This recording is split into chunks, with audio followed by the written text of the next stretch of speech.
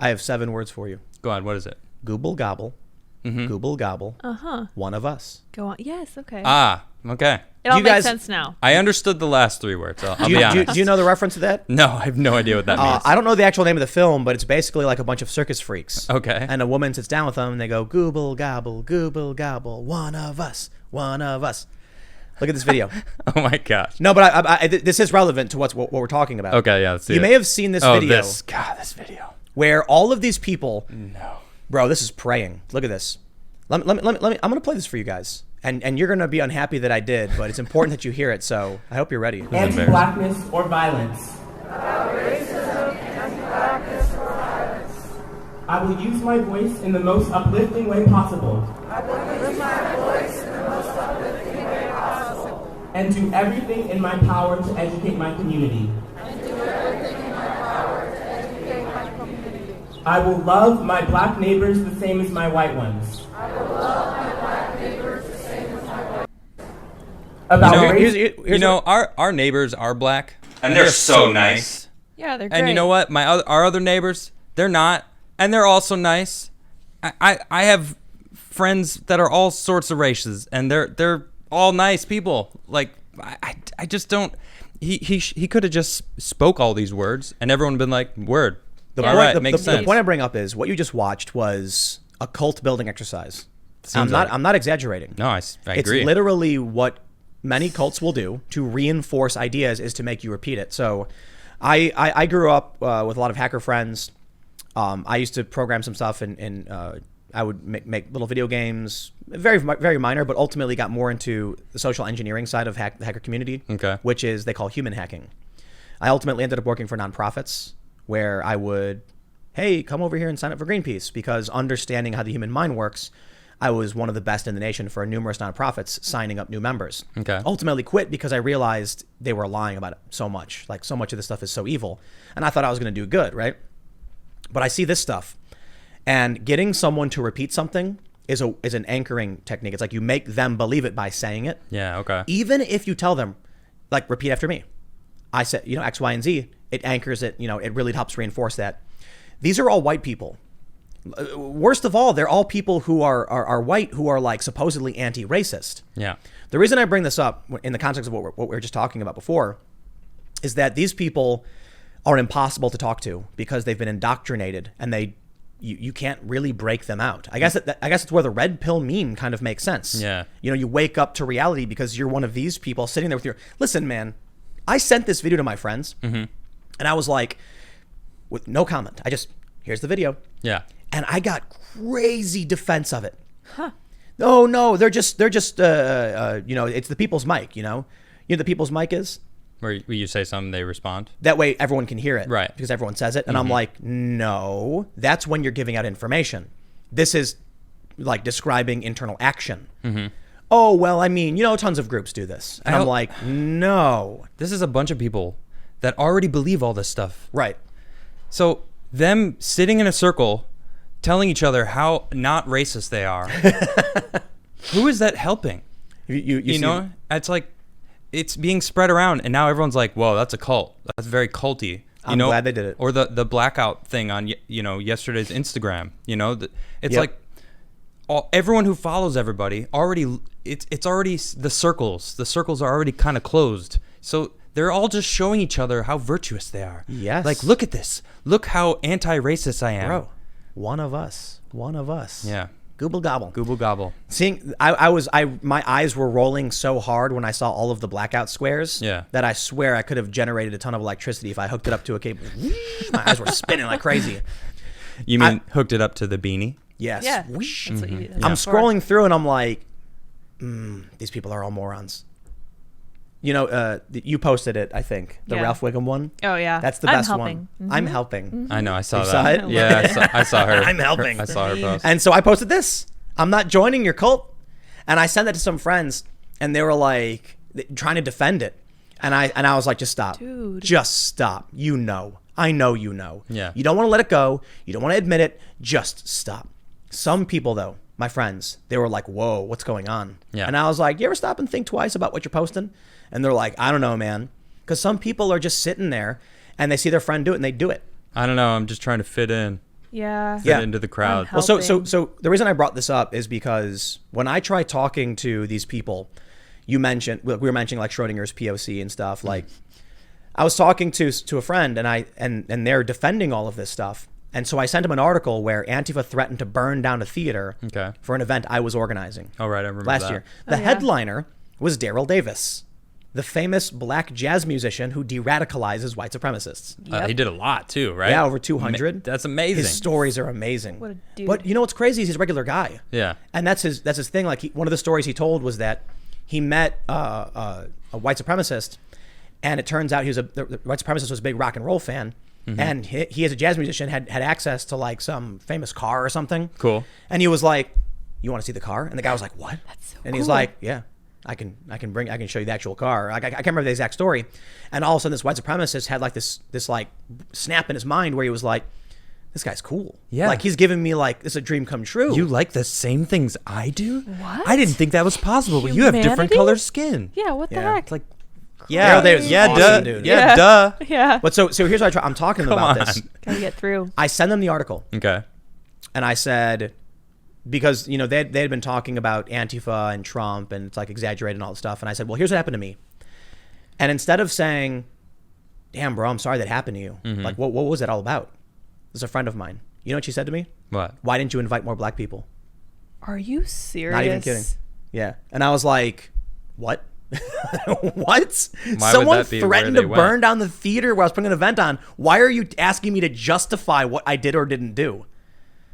I was like, you're victim blaming. Did you tell her that? Yeah, I Good. did. Good. I'm glad. But it doesn't matter. Like, I don't care for the idea. It's just like, I don't understand how it is that when I tell you that white people, okay, I don't care that they're white, but it is part of like what you believe, threatened to burn a theater to the ground because they didn't want. The event was put on by a Jewish man, Okay. an immigrant, a Mexican man, and a Korean white mixed race person. All of us. Yeah. Like, there's no like white, blue-eyed, blonde-haired person organizing this. Right. There's no And Army it in was here. white people threatening it, and their first reaction is justify why you did wrong. And I was like, this is crazy. Our headliner was a black man. Yeah. But there should have been more. I'm like, it was like disproportionately people of color, even organized with people. Yeah. And the event was called Ending Violence, Racism, and Authoritarianism. Okay. And they threatened to burn the theater down. Mind blowing. I was like, we literally tried putting on an event where we're going to bring, conservative figures, libertarian figures, even progressives to sit down and talk about these issues. That's it, though. The left doesn't want us together. These I extremists. think you're Okay. right. The Yeah. far left. Right. The Google Gobble people The aren't paying Google attention. Gobble. No. No, right. The Google Gobble, blah, blah, blah. Pretty much, yeah. Same thing. They're not paying Exactly. attention at all. Yeah, yeah. So they only get their cues from their priests of their new religion. So it's funny that you mentioned that because I was actually listening to them, and it reminded me a lot. Some people really aren't going to like this, but it actually reminded me a lot of being in church, because when you have a liturgy, the pastor reads and then the congregation repeats back. So you'll read along in your bulletin or in your hymnal, and you communicate with each other that way. And that is exactly what that sounded like to me. Like, Well- do they know that they've adopted a religion? I'm Well, just That's why I curious. called it. Or That's why I said it. a cult. Yeah. I mean, what is the difference? I think Well, it is no. a cult. Sorry, I'll They're- say it. they're It is not a worshiping. cult. Religious is. I mean, religion is a form of a cult. But- it's. I mean, it's It's fine line, I guess. But, fine lines, and there's a scale for sure. Okay. But the reason I'd say this is a cult and not a religion is, of course, cults try to use the essence of religion. Yeah, yeah. But Because it's worked forever. let's talk about the Abrahamic religions. They actually got books. They got rules. They have priests who try their best to interpret, and it's not perfect. It's not perfect at all. But for the most part, you could actually look at the Ten Commandments and be like, I have a list of things you're not supposed to do. And I see why. And you look at these people, they have no rules. There's literally nothing you can do. And that's why I say it's a cult. Because all you can do is adhere to the power structure and those who say they're in charge. Now, of course, that's true for many religions. There are people who exploit religions. But I look at someone like Chris Pratt, apparently, is like a legit Boy Scout. Yeah. Who really does walk the walk, and he lives like a good Christian and all that stuff. Okay. And there are people that there are good and bad people no matter what. So when I agree with that. I grew up Catholic for the first I think sixth grade was the first grade I left Catholic school and went to public school. Okay. And there's just people, man. There are some people who try to live right and do good by what their teachings are, and there are some people who pretend to and exploit it. The problem with this is it's a bunch of people not paying attention and a bunch of people exploiting it. There are the people who aren't paying attention, don't study, don't read anything. They're not telling you, we want to do right by these people for these reasons. I believe the term is sheeple. Yep, Yeah. that's a good term. They're the ones watching mainstream media, believing everything that it says. Oh, that's what's going on? Wow. Yeah, that's I amazing. believe everything. It's not even so much that. I think it's that they know who their priests are, and as long as they heard it from them, they'll stick to it. And a lot of their priests are brands and marketing companies and weird things like that. Good point. So here's where I would separate the two, because I got to admit, I'm no fan of organized religion. I'm not practicing. I'm not part of it. I have my own spiritual beliefs or whatever. Same. But this is exploitation for political power. Yep. Which we've seen in the past from religions. And so maybe we could argue this is the emergence of something which will eventually become, a hard book that you must follow by. And for the time being, it's a cult. I just, I remember talking to some friends who weren't paying attention, and I said, what they're doing is cult-like behavior. And they, no. And then like a year later, they're like, you were right. Oh, wow, yeah. That's a cult. That's pretty culty right They there. go around beating people. Not all of them. The armed ideologues of the group. And you can argue the same thing about religion. Okay, go for it. You want to argue the same thing about religion? Bro, that means you are all the things you're complaining about. So if you want to argue that, that's fine. But the point I was getting at in the beginning when I brought this up was that trying to talk to somebody to explain to them what's really going on in the world, their blinders are on. Completely just shut out from everything. Yeah, I got here and you were like, take those blinders off, Adam. I was like, no. Oh, now I see everything. Oh, I wish I did. But I don't even think it was really... I know, I'm just joking. No, there are some people I know who man, some of my friends who have gone off the rails, man. It's so hard to see, dude. I know, you told me certain stories. Well, we did some segments about it. Yeah. But there are some people I see them posting, and it's like, these are people... it's like the Google Gobble people. I think are the reason I say that is because they're not thinking about what they're doing, what they're following, why they're following it. They just like being a part of the winning team. I guess it's mob mentality. Really, it's all it is. So when you try to talk to them and say like, "Here's a piece of evidence," their brain shatters. Yep. It's like all of a sudden, this thing that made them feel good and welcome and accepted is busted, is broken. They get angry about it. It's very, very religious. It very is. It really is. And I'll tell you the one big difference.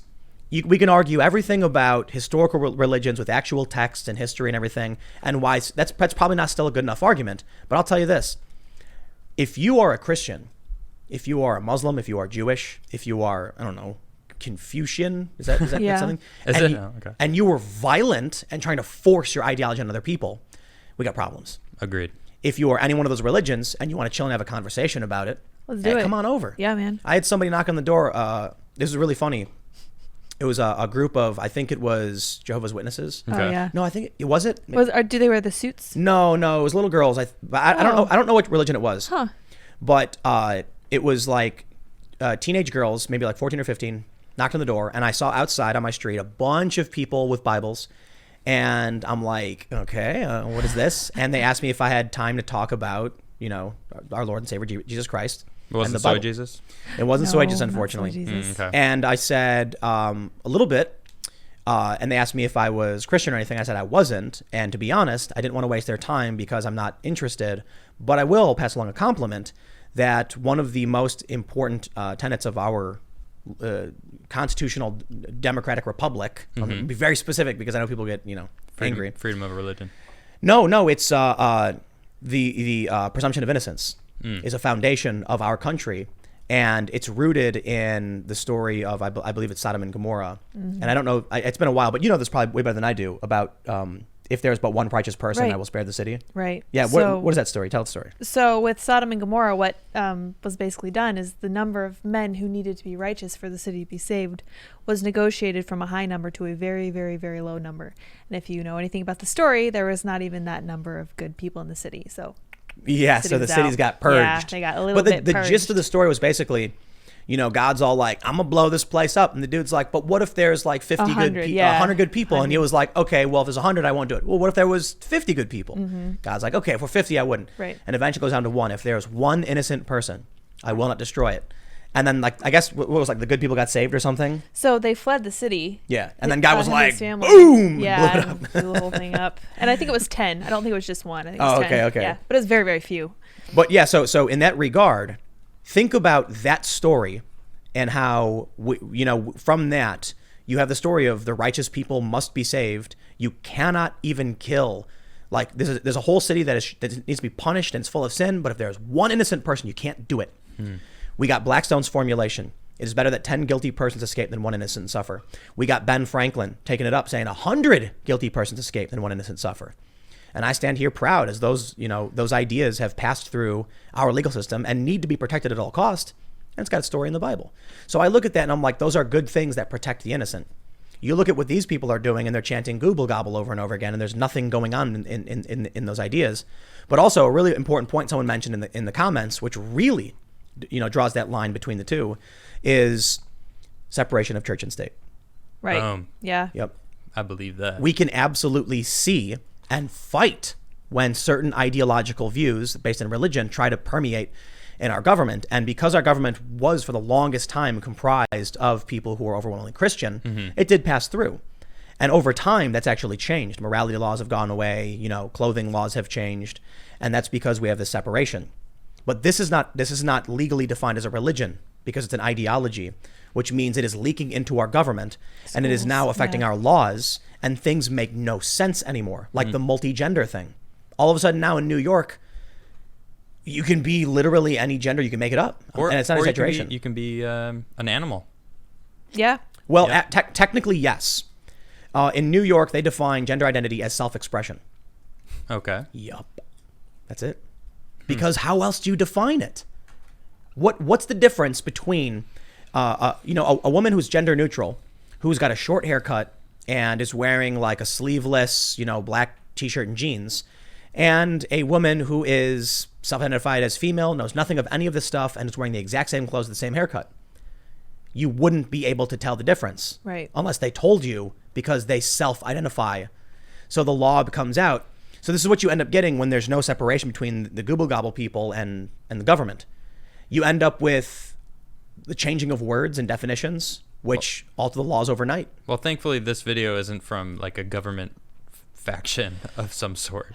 Yeah, but just a bunch of people showing up to show how their support in this way. But thanks for checking out this clip from the Timcast IRL podcast. We do the show live Monday through Friday at 8 p.m. If you want to catch the full show, tune in to this channel, subscribe, hit the like button, or check us out on iTunes and Spotify, and we will soon have this podcast up for free on all podcast platforms. Thanks for hanging out, and we'll see you all in the next episode.